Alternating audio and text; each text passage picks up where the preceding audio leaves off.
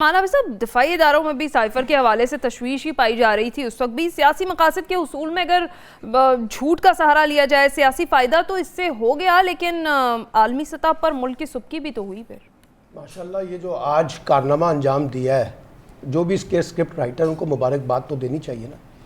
100 دن کے بعد اعظم خان صاحب جو ہیں وہ سامنے آ جاتے ہیں, اور وزیر داخلہ کتنے معصوم آدمی ہیں, اور لگتا ہے کہ پوری قوم ان کے سامنے جو ہے نا وہ بالکل ایک عاجزی کے ساتھ کھڑی ہو جائے گی اور ان کا بیان کی حقیقت مان لے گی کہ جی وہ تو اپنے رشتہ داروں کے گھر میں تھے.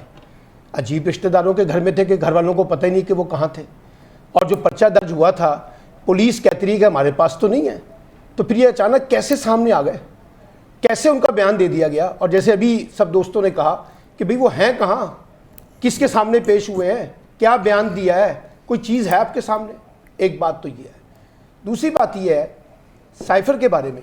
دیکھیے سلمان صاحب, میں عدالت میں پیش ہوتا ہوں, میرے مقدمے 3 چل رہے ہیں میرے اوپر جو عمران خان صاحب نے کر رکھے, تو اپنے جرنلسٹ کولیگ سے وہاں پہ ملاقات ہوتی ہے, اور بعض اوقات میری اس کی خبر بھی وہ جاری کر دیتے ہیں. بھائی اتنا بڑا شخص عدالت میں آیا ہے اور اس کا کوئی کسی جرنلسٹ سے ٹکرایا ہی نہیں. اس سے اس کی ایمبیگوٹی کو دیکھیں نا. دوسری بات آ جائے, سائفر ایک حقیقت نہیں ہے, فسانہ ہے, مان لیتے ہیں. یہ نیشنل سیکیورٹی کمیٹی 2 اجلاسوں میں کیا کرتی رہی. ایک اجلاس تو موجودہ وزیر اعظم شہباز شریف کی صدارت میں ہوا تھا, اور آپ نے وہ لفظ یاد ہے نا جس کے اوپر بڑی بحث ہوئی تھی کہ سازش ہے یا مداخلت ہے. اور یہ کیا ہم نے وہاں پہ ایک احتجاجی مراسلہ بھی لکھا تھا, واشنگٹن کو بھی اور اسلام آباد کو بھی, امریکہ کے کانٹیکسٹ میں. کیوں لکھا تھا اور کیوں کہا تھا کہ اس کی لینگویج جو ہے وہ درست نہیں ہے, اس میں الفاظ صحیح طرح استعمال نہیں کیے گئے, اس سے پاکستان کی اداروں کی تضییق ہوئی ہے, پاکستان کی تضییق ہوئی ہے. یہ سب ریکارڈ کا حصہ ہے نا, اعلامیہ پڑا ہوا ہے. اچھا اب آپ آ جائیں کہ عمران خان نے اس کو سیاسی مقاصد کے لیے استعمال کیا, سو بھی کرتے ہیں. حکومت نہیں کر رہی, اس 9 مئی کے واقعات کو پر سیاست نہیں کر رہی حکومت. عمران خان نے بھی کی ہوگی سیاست, کریں آپ اس کو انویسٹیگیٹ.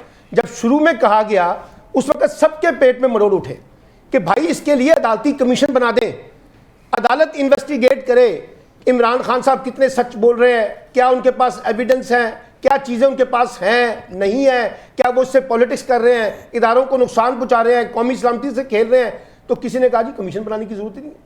کمیشن کیوں بنائے, عدالتی کمیشن کیوں بنے. سپریم کورٹ نے ٹیک اپ کیا. نہیں سر, وہ ٹیک اپ کیا کیا, وہ آپ کے سامنے نتیجہ ہے نا, آج تک کچھ نکلا تو بتا دیں.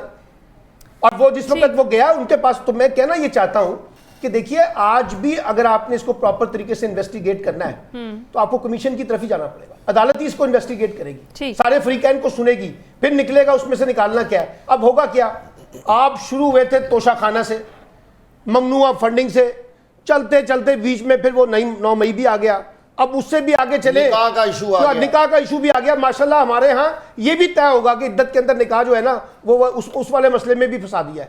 پھر اس کے بعد وہ قتل کی بھی آ گئے کوئٹہ کے, وہ سب. اب آتے آتے آتے فائنلی کہاں پہ گیم آ کے رکی ہے, سائفر کے اوپر, کہ جی سائفر جو ہے نا اس سے قومی سلامتی کو ہوا ہے. انہوں نے کہا 2 پرچے بھی ہو گئے. اب یہ رضوان عزیز صاحب کو بڑا اچھی طرح پتہ ہے پرچے کون کرواتا ہے, ہمیں بتانے کی ضرورت نہیں ہے. کہنے کا میں آپ سے کہنا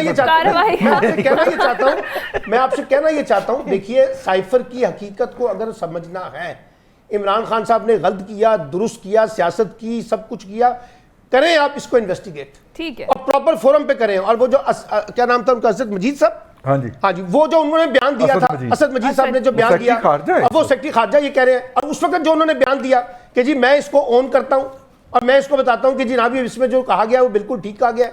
تو ابھی بہت سے کردار ہیں.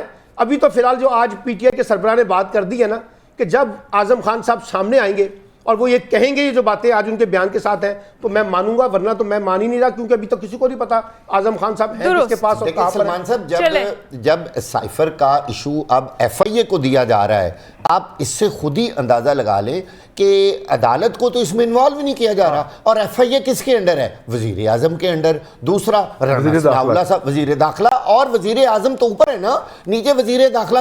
بھائی جب آپ اپنی ایجنسی کو وہ دے رہے ہیں تو اس کی کریڈیبلٹی کیا رہے گی. آپ ایف آئی اے کے بجائے کسی ایسے امپارشل فورم پہ اس کو لے کے جائیں تاکہ سائفر کی حقیقت کھل سکے.